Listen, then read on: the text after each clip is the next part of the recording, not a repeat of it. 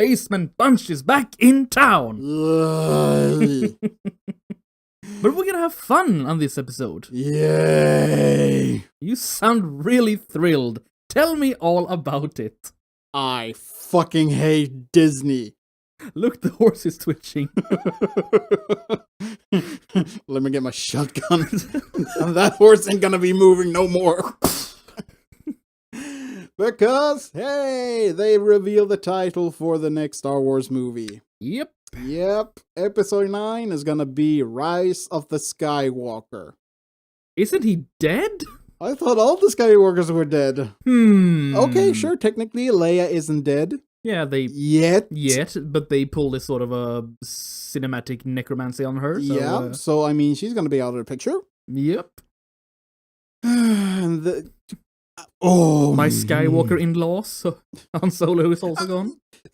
This is just so goddamn annoying. Because they let Ruin Johnsson destroy Star Wars by removing the past, letting the past go away and everything. He worked so goddamn hard to destroy what was Star Wars. And now they're just gonna think it's gonna be A-okay and try to continue on afterwards. No, they should just fucking stop. It's time to stop. There should be no episode 9. There shouldn't be an episode 8. There should not be an episode 7 even. No, remove it. Retcon the fuck out of that shit. Remove the Disney Star Wars. Go back to canon as is true in the expanded universe. That's it. I was thought you were gonna say go back to Canada, but yeah. You can go back to Canada. I don't even from Canada. But are you sure about that? Nay, oh, eh. But yeah, pretty much they clearly they have inferior material to work with here, so yeah.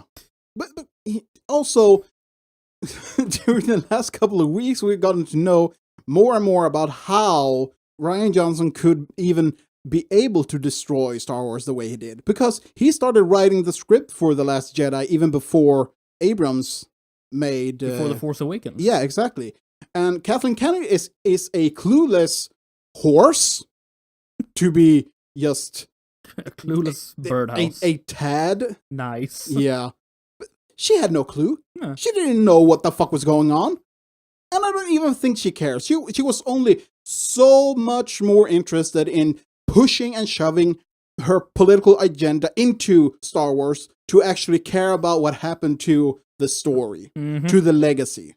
If it wasn't for that, it was for profit, and that's... The Force is female. Go make me a sandwich. God damn it. Use the Force. I thought the Force was for everyone. Oh, no. Star Wars is for everyone. Oh, but the Force is... What? Yeah. What? Yeah. But yeah, in the wake of Star Wars Celebration, they have released a teaser for the new episode 9 and episode bland. Episode 9. Actually, that's it. That is a good one. Episode 9. 9. But yeah, it's about 2 minutes long. So okay, let's summarize it. Yeah, you see Mary Sue do the flip, doing a flip over a TIE interceptor, which I guess is flown by. Look like Kylo's, but yeah, I think it is Kylo. Yeah. So yeah, and then there's just these small snippets of things that happen in the movie. Lando makes sort of a little. Lando is there in the Millennium Falcon, laughing a little bit, and then there's this viewpoint of a piece of sort of a space station. It's clearly a piece. It is a Death Star. Yeah. However the fuck that works. However that piece landed on that planet without breaking that planet, it's beyond me. But, but how the fuck could a big piece like that actually exist? You all saw it. What happened to the Death Star in A New Hope? You saw the detonations going on inside, working its way out, vaporizing the whole station. It was clearly an inside job, but I'm getting ahead of myself. And then the very last detail. The mad cackling laugh of what is truly the Emperor. Because some things just never die, the voice clearly said. So, have you heard the tragedy about Darth Pelagius the Wise? No, have you heard a tragic story about Star Wars? It's not a story Disney would likely tell you. Yeah. It's an old fandom legend. Star Wars franchise, some most powerful franchise ever, with such great power that Yeah. It was too big of a responsibility to give to one person. Yeah. And now it's dead. Because here's my honest opinion about the current state of Star Wars. Let it die. Let it just die, go away. Just don't ever touch it again. Because nothing that is done from this point onward will ever be able to fix the damage done by The Last Jedi. Yeah, I mean, the first step in the road to hell, in this case, was the removal of the expanded universe. Yep. First sin. Yeah. And then trying to, in some weird way, rebooting, sort of. I was gonna say to replace the old yeah, well, sort of rebooting the main story for Star Wars. And, see, it's all happening again. And not even trying to make something new within the universe or the world. No, by just replacing, as you say, the old with something new. Yeah. And what happened? Well, first off, we lost Han Solo. Then we lost Luke. And now I guess we're gonna lose Leia and Lando. Yeah. Sort of the harbinger of death of the old characters here. Yeah, well, I'm surprised that R2-D2 and C-3PO and Chewbacca are still kicking. Yeah. Well, they do have the progs or whatever the fuck they were called. Who the what now? Yeah, the little annoying creatures that were so goddamn cute. Oh yeah, the Porgs. Porgs, annoying shitheads. Borgs, what?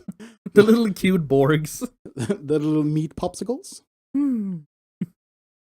Yeah. Yeah. No, I'm done. I'm fucking done. The same with Star Trek. I'm fucking done with it. Star Trek Discovery is just as bad as The Last Jedi, only... I mean, it hasn't even... It hasn't gone out in the same grandiose... I was gonna say grandiose, but tragic grandiose death as Star Wars. But, no, this is more like the slow choking because you ate something that was just... Yeah, I was gonna say the slow starvation of a child in the basement. But sure, choking works. I mean... Have you seen Star Trek Discovery? I really haven't yet. Yeah. And I'm not sure if I might just see some episodes because, well... yeah, I have to see it to believe it, but... yeah, it's just... No. I don't know. So we have the pillars of nerdom. What's left? Nothing.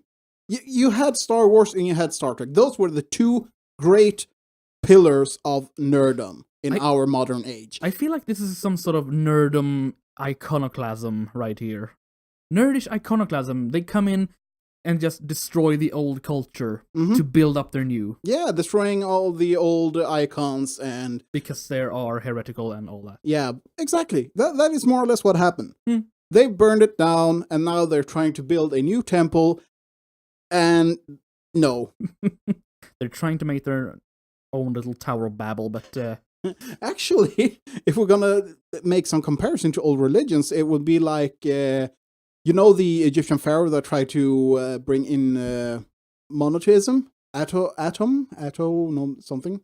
Oh, yeah? The god Atom. Adam. No, that's Fallout. I'm gonna look this up. That's Fallout. Praise be the power of Atom. God. Did you ever fire off the nuke in Megaton? I didn't have the heart, but I watched some other people do it. Didn't have the heart? I'm a softie in RPGs. Like, you can do this.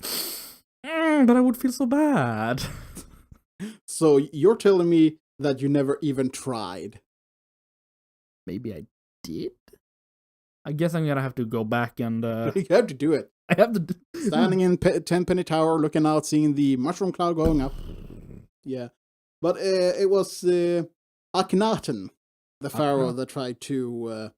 what was it? Akhenaten? Yeah, Akhenaten. Also spelled Ekaton, blah, blah, blah, blah, blah, blah, blah, blah, meaning effective for Aten.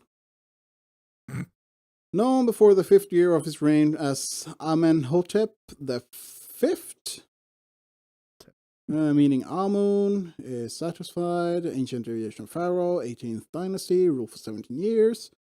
A lot of stuff. A lot of stuff going on. Tried to shift his culture from Egyptian traditional religion, but the shift were not widely accepted. After his death, his monuments were dismantled and hidden, his statues were destroyed, and his name excluded from the king's list. Oops! You know, when you dig a pit for others, you might yourself fall into it, I suppose. Yeah, it was Atenism. Atenism or Amarna heresy. Heresy! Yeah, well, today's history lesson. Would he call it the Horus Heresy? You're the Horus Heresy. No, it wasn't. But he would call it the old religion. Yeah, well, maybe. I don't know. Anyways. But the point I wanted to make is that what the SJW crowd is trying to do today is the same thing as Akhenaten tried to do to ancient Egypt. Yes. Now, we just need to stand up, everybody, slaughter the fuckers, and bury them. I did not promote any form of violence here. We just need to stand up and say no, and not accept bad changes. Loud. Loudly, clearly, maybe with a guillotine. Borderline screaming. Let's take history into the modern age. Bring forth Madame Guillotine. The warm embrace of Madame Guillotine. Yeah. But no, jokes aside. Yeah. Jokes aside, this is a problem, people. This is a problem, because today, I mean, Star Wars is more or less only politics. Mm-hmm. If we have a little tiny look at what these sort of talks at the Star Wars Celebration is going to be. Mm-hmm. Here's something. Star Wars representation matters. Celebrating diversity in a galaxy far, far away. Navigating gender crossplay and trans costuming. Changing roles of women. Sisters of the Force, a celebration of women of Star Wars. I mean, come on! It's I suppose they just could have made these in big, bold letters. Non-issues! Exactly. I mean, they make it sound like there has never, ever been any strong female character within the Star Wars universe before. Well, we're talking about wannabe revolutionaries, so they want to think they're changing something.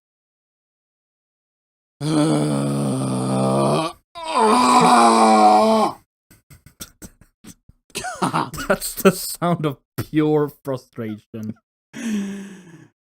Yeah, maybe we should bring this one to a lighter note. Yeah. Star Wars is dead. Fuck it. Fuck Star Wars! Star Wars is dead! Fuck But, changing the subject to a more light-hearted one, we have been away to see a movie. What else would have we been seeing? A play? Well, fuck you! Fuck you, I'm trying to sound enthusiastic here. Well...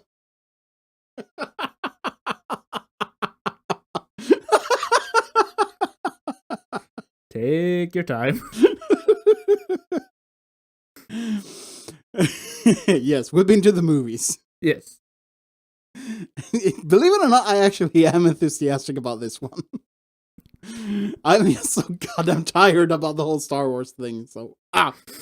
Okay. Yeah. We've actually seen Hellboy. Yes. The new one.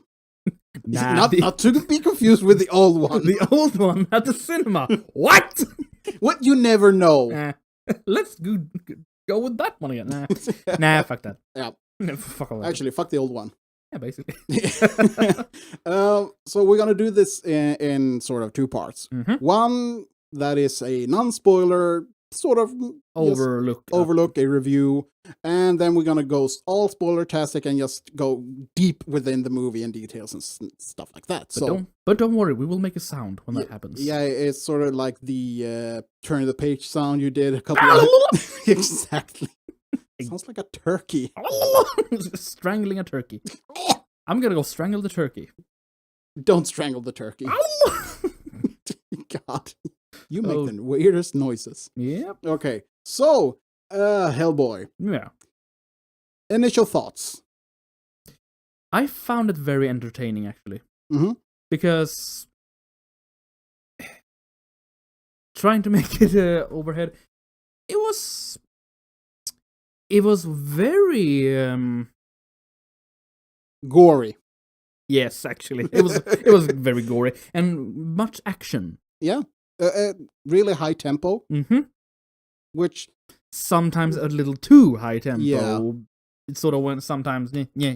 Yeah, but then again, that's a problem with most movies, in my opinion, that they just move so fast because they want to cover so much ground Yeah. in really a short amount of time. Well, I suppose kudos they don't want to make it part movies.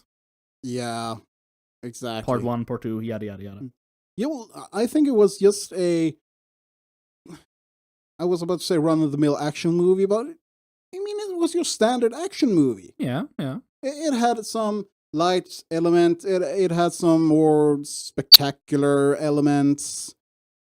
Some parts were a little slower, and then just the speed goes up again. But a lot of shifts in the movie, I guess. Yeah, I could say. It took some turns that I didn't really expect. Yeah, exactly. I mean, in some tone in the movie, it took some turns. Yeah, it really shifted. Yeah. At some points, it was really sort of a lighthearted, almost a comedy, and then it just turned. Oh fuck! Yeah, really dark. Yeah. Almost. Well, I'm gonna say almost because I didn't think it was really that dark. Nah, I mean it wasn't really you sitting there jaw on hinge like what the hell, but it was like oh fuck. Yeah. Well, there was actually one part where I thought that oh shit, this is. Yeah. Yeah, but that was more a part where you saw actually the full potential of what hell might be. Yeah, we're getting to that in the spoiler part. Yeah, so, but that part was really that was awesome. I really enjoyed the visuals of that part and the imagination of the creator. Oh yeah, it was very. Yeah, I think we're gonna hold it there. Yeah, but I'm gonna say it in the sense of the story. It's very faithful to the comic. Comic, the source material. Because well, Mark Mignola, the original creator of Hellboy series, he is in the movie and he's not in the movie. He's been working. He's written the movie. Yeah, exactly. He's in the production of writing the script and all that. I mean, he was in the production and writing the other two. The other two, exactly. But I think that this time around, he actually the way they've done it is more of a true version, you could say, a true adaptation of the comic. Yeah. In the other two, he was sort of outshadowed a bit by Guillermo del Toro. Yeah. Because as we said after we watched the movie, Guillermo does what Guillermo does best. Yeah, doing his own thing. Yes. And that it wasn't really much place for Mark to do his source material, so to speak. Yeah, the focus this time around was really much more on what I think, at least, is the setting of Hellboy. And from reading a bit of the comic, it is that the happenings and everything in the comic that really is based on true myth. So real folklore and tales and such. And they bring this into this new movie. And that was actually a part I was missing in the old movies, because that was more of its own thing. Yeah, it was very much there was loose these there. supernatural elements and everything, but in this new one, you can actually see, if you know a bit about folklore, you can actually see the folklore coming to life within the movie. Yeah. And that is really awesome. I really like that part. What else can I say? Sure, there were some parts in it that I thought was a bit, not to say over the top, but maybe actually boring. Yeah, sometimes. I mean, because it was like these middle parts between the real interesting things. That was sort of okay. Get it on. You were so speeded before.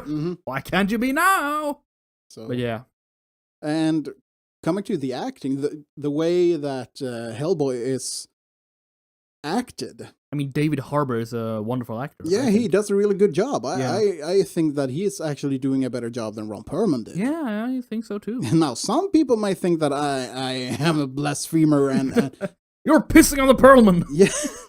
Well, but I just think that this version of Hellboy is much better because it's not so much plastic. Yeah, no. The old version, the Perlman version of Hellboy, it just felt like rubber and plastic. This one feels more authentic. Yeah. Yeah, I mean, as authentic as you can go with stuff like this. With a demon. Yeah. Yeah. But still, I felt that this was a better version. And supporting crew and support characters, actually, I like them a lot better as well. Yeah. Yeah, that it's like, interesting. I'm not going to say that this movie is more mature, but it has a darker tone, and it takes out the turns a little bit more than the other one. And that's what we already said. It is gory. Yeah, very gory. It's not afraid to show blood and guts. And I like that. That was awesome. Yeah, exactly. I mean, oh God, what's his face? The actor that does Professor Broom, Ian McShane. That's the face. That's the face. Yes, I mean he does a very good Professor Broom. It's more, like I said, not to piss on John Hurt version, but he felt a little more. He felt like the real deal when it came to the demon hunting part. Yeah, he felt in command. Yeah, really much so. And he felt more fatherly, actually. Well, did you get that? We're not getting spoily here. No, not yet. But when it came to their relationship, I felt like there was this connection father-son. I really did. Even though it might have been expressed in a well, Hellboy felt like the angsty teenager from time to time. Well, I suppose in the sense he ages, I suppose he's an angsty teenager. Yeah, maybe. I guess he could be. But at the same time, I understand the reaction he had because of the things he learned. So he's sort of excused. Sort of. Yeah. So yeah, but overall, I like the movie. It's not the best. No. It's not the worst. It's definitely better than the score it has on Rotten Tomatoes. I would say that out of 10, this is a 7. Yeah. It's a solid okay. 6, 7. Yeah. It's exactly like you said, not the best, not the worst, but it's damn entertaining in my opinion. It is entertaining. And it has awesome special effects. Yep. I don't feel that it was over the top. No. I felt that they were making good decisions and setting the tone. So it's a nice action flick if you want to have something entertaining to see but not thinking too much about it. So yeah, that's my thoughts about it. And they're hinting very much of a sequel. Yeah. If you're going to see this movie, wait until after the credits. Exactly. It has post-credit scenes. Yeah. So, and with that, we call the turkey. Now, from this point on, we are going to go spoilers. So if you want You can't stop here. This is spoiler country. Exactly. So if you don't want spoilers, now's your chance to leave and come back when you've seen the movie. Yep. And if you do want spoilers, well, here we go. Holy shit, the effects were awesome. Yep. And I'm gonna say, this is the damn scariest demons I have ever seen in the cinema. Demons were awesome. There is a part at the end of the movie when Hellboy releases his true demon self and opens up hell. Yeah, he opens up hell to earth, and demons and giant hell beings climb out, and holy crap! I mean, that was the part I was sitting there, oh my God. I think that was It was actually the best representation of hell creatures I have ever seen. Yep. I mean, the different...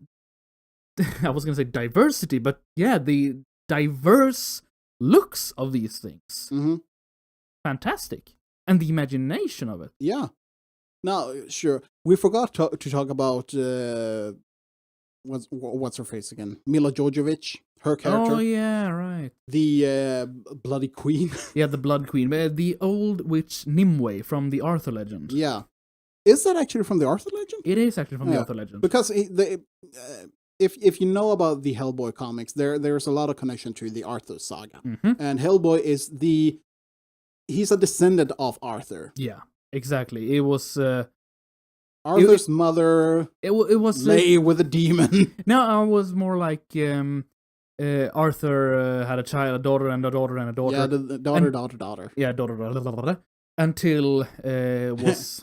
Until one of these girls got the idea to... dabble in witchcraft and go to Bald Mountain and on Valpurgis Nacht and fornicate with demons. Yeah. And she got pregnant. She bore a child, which is Hellboy. Yeah. And thus he becomes the fated destroyer of the world. Anung Unrama. Yeah. So that is actually, again, the main plot of the movie is... I mean, it's sort of cheesy, but then again, it's faithful to the source material. Yeah, it is. But the main story is, once again, that Hellboy is the fated destroyer or hell ruler of the world, and humans have to more or less, stop him. Yeah. Sort of. Not being corrupted and exactly. Stuff like that. It is basically the story of the seed of destruction. Yeah. That comics book. Yeah. So, once again, so... And what to say? Mila Jovovich, she gets cut into pieces in the beginning. And graphically so, I might add. Yeah, they show everything being cut up and put into chests because as this witch, she can't die. So instead, they put her in different boxes, different chests, and Arthur spreads his night all over the country to hide it away. And then we move into the modern age, and yeah, it was the basic plot is basically that the basic plot is basically. Basic plot is basically... It's very basic, basically, but... the basic plot is very basic. It's basic enough to be basic. But it's very basic. It is basic. But we might need some acid for this. But the plot. I suppose the event sets into motion when a... Changeling? Yeah, a changeling is driven by the Russian witch Baba Yaga. Actually, it was sort of driven, like... Yeah, this changeling goes to Baba Yaga, which offers him advice, you could say, on how to get back at Hellboy, because, she also wanted to get back at Hellboy. And just speaking about Baba Yaga, she's more of a Slavic figure than a Russian. Yeah. Because, what are Russians? Slavs. Yes. Slaves. Damn it. Aha! But I am gonna say, this is the creepiest depiction of a Baba Yaga I have seen. Yeah. And I think it was... When I first saw her, Hellboy gets summoned to her house, which is from the legend? The myth. Her house has... a hut on chicken legs. Exactly. Big stuff. And he comes in, and Baba Yaga, she actually climbs out of a well. And when it's a mortal. It's a mortal. Yeah, a mortal and a pestle, because in the legend she flies around in a mortal and a pestle. Ah, yeah, I didn't know that, but she climbs out sort of the ring style. Yeah, I was like, hey, holy shit, is this a Japanese movie now? But I think it was part in that scene when it took the turns a bit. Yeah, a bit. Come, sit for dinner. Oh, yeah. What we're having. Are these children? Yeah, and that's also an interesting part, because at this point in the movie, Hellboy is actually sort of having a inner conflict about which side in the whole human-demon relationship thingy, on which side he's on, because he actually, you could say he's sort of enchanted by the witch, Yeah, she tempts him with we can get back at the humans. You can be accepted by the Exactly. humans and not seen as a monster and all Yeah. that. So Hellboy is not really sure on where to go with this. But in the meeting with Baba Yaga, they sit down to eat, and then this comment comes around talking about children. And Baba Yaga's answer is, well, it's only human children. And then Hellboy turns around and looks into the pantry, you could say, and there are children hanging from meat hooks. So they were having human child stew. Yeah. And at that point, I think he actually did decide that, nope, fuck these things. I'm gonna help the humans. And then he actually pulls Excalibur. Yep. Because Excalibur is the only weapon that can defeat or hurt the Blood Witch. And the dilemma here is that if he draws the sword, he will actually become full demon, and he might actually be the bringer of doom to the world. Or he becomes the destroyer. But he draws the sword, and one of the characters, she's sort of a medium. Alice. Alice, yes. She can communicate with the dead and Exactly. channel the dead through her. Yeah. In a very interesting way, I might quite add. literally channeling them through them, because when she makes contact with a spirit to make them manifest, she more or less just pukes them out. Intestines in the air and just takes form of them. Yeah. So they just hang out from her mouth, hovering. That's kind of nasty, but at the same time, it's interesting. Very interesting, yeah. So basically, Hellboy gets a telling of his dad because, well, we're in the spoiler territory. His dad dies. Yeah. Because Professor Broom dies in the comics also. So yeah, it was bound to happen. So he dies, but she brings his spirit back. Yeah. And he basically tells Hellboy off. What the fuck are you doing, son? And here's the thing. This is what I felt was the real thing with their connection. Throughout the movie, you have the professor nagging Hellboy, like sort of this not overprotective, but the dismayed father. Yeah, like, I don't trust you, child. You need to do things by the letter. But I'm trying to raise you, damn it. Yeah. So at this point, you actually more feel the connection they actually had. The father-son connection. And Hellboy even says that he's not ready to stand on his own. And I can really recognize that as, having to grow up. Yeah. And not having your mother, father, parent around to help you. But the professor says, yes, well, you are ready. So it was really nice. Yeah, actually, yeah. And I think it was a nice touchy moment. Not touchy, but a nice touchy moment. No, but a nice moment. A nice touch when he's standing there and shaving sort of his horn. Yeah, and that was early in the movie because he sort of shaves his horn. Files them down. First, he works on with a saw, power saw, and then he takes a file trying to get him down. And the professor comes in and basically that was so nice, saying that, well, you're handsome, and just this is a handsome. Yeah, I thought that was nice. A nice touch for a father-son moment. It was a sort of the loving father trying to encourage his son. He sees his son is very much grown up now. Yeah. So, just trying to raise you right. Oh, the feels. Yeah, he has the feels. Also, I like the way Hellboy has this sort of sarcastic way to him, but he actually is genuinely good-hearted. Yep. Because he actually cares.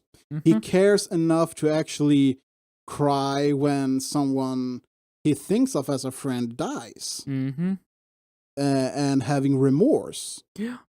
That is actually a nice touch. Not going this full action hero, oh, I don't care. Broody angst. No, instead he actually goes, boozes up and feels bad about what's happening. Yeah. a bar in Tijuana, I think. Yeah, it is. Oh yeah, and the opening scene when you first get to see Hellboy, that is actually at a luchador Yeah, it's match exactly in Tijuana. And I think it's a little throwback or a little. It's a hint. A little hint when Hellboy had a sort of luchador, a luchador period in his life. So, yeah, that was a little nice touch and a very nice depiction of a vampire. Yeah, it was really the full on bat. It actually reminded me a bit of Van Helsing, the way that Dracula is when he goes all bat. Yeah, but I like that. That was nice actually. And also, what else can I say? You had the secret society, the Osiris. Yeah, society. the Osiris Society. Yeah. Yeah, when they go out to hunt, I was like, dude. But I thought that was nice because you have a British sort of esoteric society, basically. Going tradition and and they hunt giants, which basically comes to life now and then in the countryside. So they basically go dress in medieval garb and basically go fox hunting giants. I thought it was a very nice... More like boar hunting because they use boar spears. Yeah, that's true. But still use horses, tabards. Yeah, and the leader had a fucking deer head on it as a helmet with the antlers and everything. That was nice. It was nice. Like, it just looked so goddamn corny. But I know, but it was basically a nice touch of... what can you say? The British tradition mixed with the crypto... the esoteric society and secret societies and everything. But here's one thing that really, really annoyed me. Even though they use spears, they had these sort of... taser batteries. Charger packs on their backs. It reminded me of Ghostbusters. The proton packs. It was a bit like that. But... the only one that could activate these packs was him. Yeah, it was the leader. And I was like, why the fuck can't they activate them themselves? It was supposed to have like the 5 times the power of the electric chair. Yeah. But why can't the user of the spear activate it? That was just so stupid. I mean, in a real situation when they were fighting with the giants, we don't get to see that, but hypothetically, would it have been more effective if each user of a spear could use that power pack? Yeah, it would very much. But no, instead, all of them were controlled by one remote from the leader. And that was like, dude. Fuck. I get it was supposed to be sort of a plot thing, plot device, but it just felt so... Well, I suppose it would explain why everyone died and everyone died. Yeah, spoilers. Because they were actually out hunting for 3 giants, but they turn on Hellboy after the also foreshadowing comment, a perfect place for an ambush when they come to a bridge. Yeah. So they turn on Hellboy, and at the moment he's more or less about to die. The leader loses his head because a giant. And Hellboy comes around after being stabbed multiple times with these spears and electrocuted on that. I think that was sort of... he's supposed to be so strong, but he can't throw away tiny humans. I guess you could say that he held back, but at the same time, wasn't really fully explained, but meh. But what was I supposed to say? Yeah, they were hunting 3 giants. And in the end... Hellboy ends up fighting these, and I like that fight. Yeah. These giants made me think of Behemoth in Fallout. Exactly, I thought about that too. I was like, Behemoth! The makeshift armor and the gigantic weapons. Scrap metal clubs and all that. Yeah. That was actually a funny thing. Yeah, I thought so too. Nice. Yeah. What else? Spoiler. What else can we spoil? Rasputin. He has the best goddamn quote in the movie. The best line in the whole movie.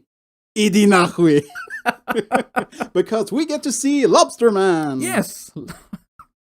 Lobster Man. God damn it. And I was like, who the fuck is this git? But I was actually kind of excited because he hasn't been in the other Hellboy movie, and he is a sort of. He's a superhero in the comic. Yeah. So I'm like, oh shit, they brought him. Awesome. Oh. And we gotta see a little bit of Cronin. Yeah. The gas masked. Yeah, he died. No, he escaped. He did? I thought he died. Yeah, Or more or less, I might have missed that part because I was looking more at the guy in the suit and the hat that made me think about Arnold Toth in Raiders of the Lost Ark. Exactly. I was like, hey. Hey, what the hell? So, yeah. So, but yeah, in the... are we gonna spoil the post-credit scenes? Yeah, we've been spoiling so much else. Ha! You're stuck with us now. Yeah. But yeah, in the post-credit scene, because it is basically the Marvel they do the Marvel recipe. One after the big credits and one after the credit roll. Yeah. So basically, the post-credit scene, it's basically Baba Yaga talking to someone because she was promised his eye. Baba Yaga was promised Hellboy, one of Hellboy's eyes. Yeah. In payment for information where Hellboy could find the witch. Yeah. But Hellboy, well, he's right in this. Mm-hmm. They make a deal, and it was a secret deal sealed with a kiss. That was fucking disgusting. Yep. But never specified the time span. Exactly. They never specified at what point Hellboy was supposed to give over his eye. Yeah. So technically, he has not broken the promise. Exactly. He has not broken the deal. Mm-hmm. But in this post-credit scene, Baba Yaga is offering to help someone, granting him the one thing he wants most in the whole world. Yeah, because he's gonna help her bring Hellboy's eye. Yeah, and what she will give him is to let him die. Yeah, and at that point we know it's Rasputin. Yes. So yeah, Rasputin is coming back.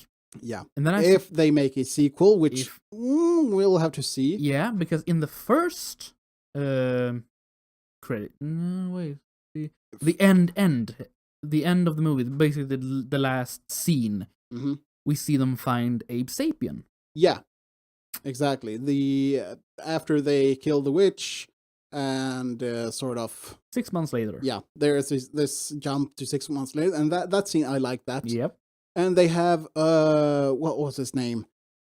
Daimyo. Yeah. Yeah. The manhunter. The lycanthrope manhunter. Well, actually, it's a panther. That is a manhunter. All right. Okay. Fine.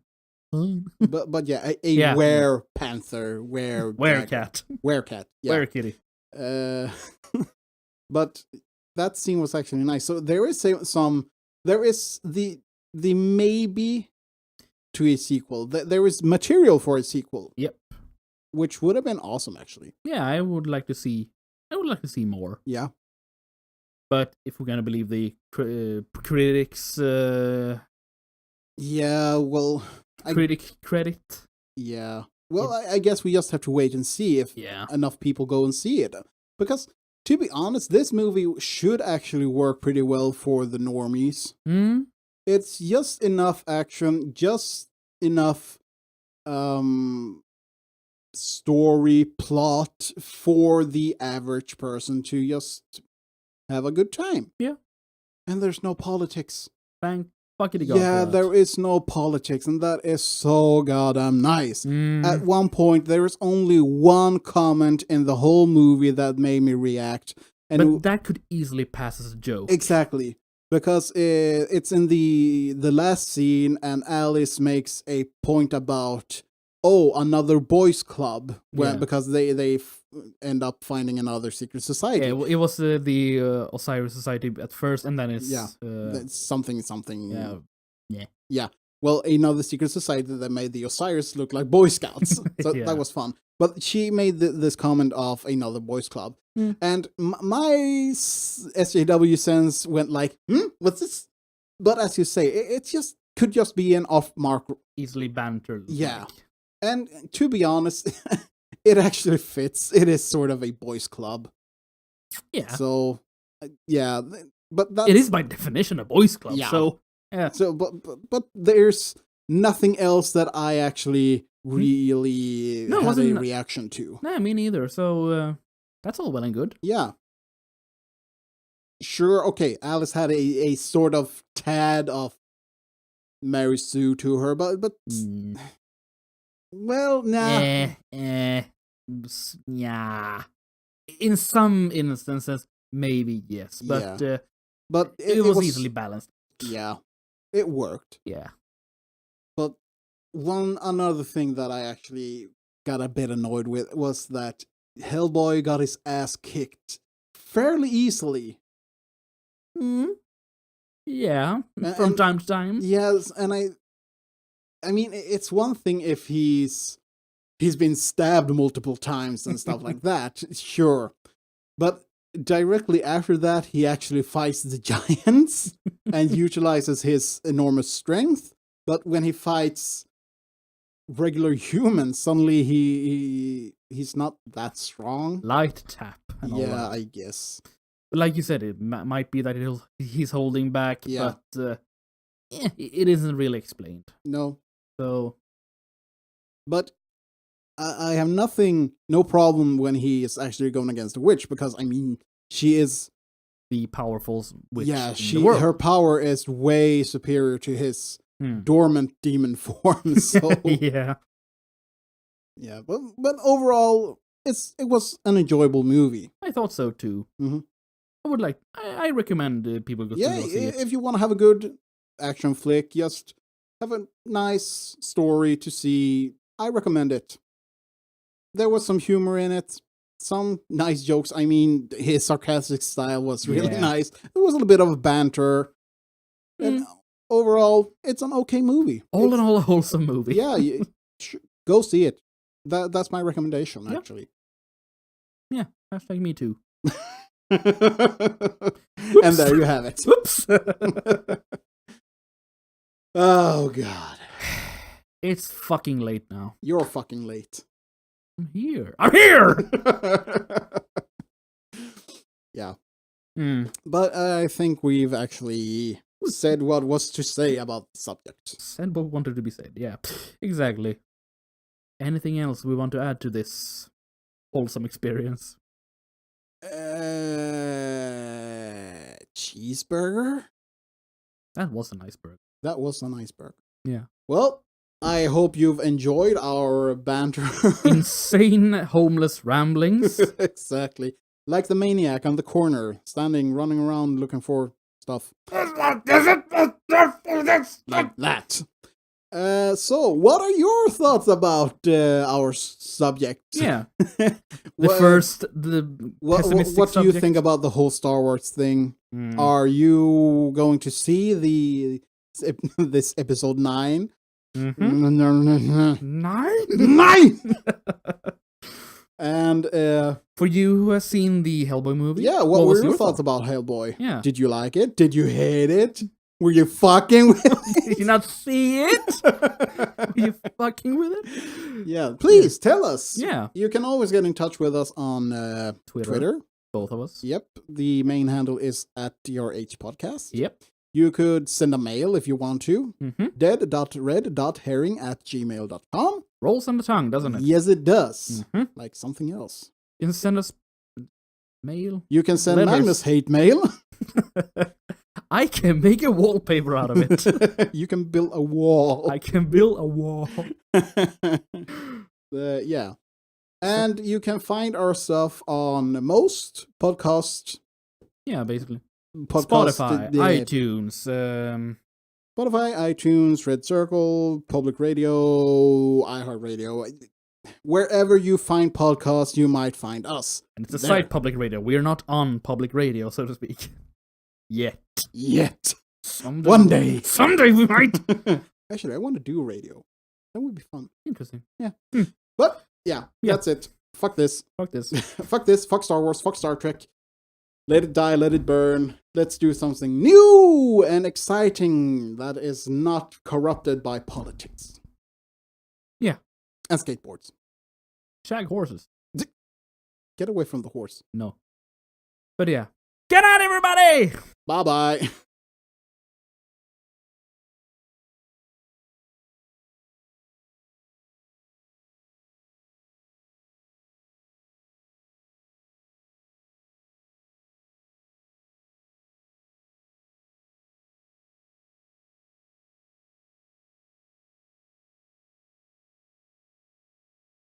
ass.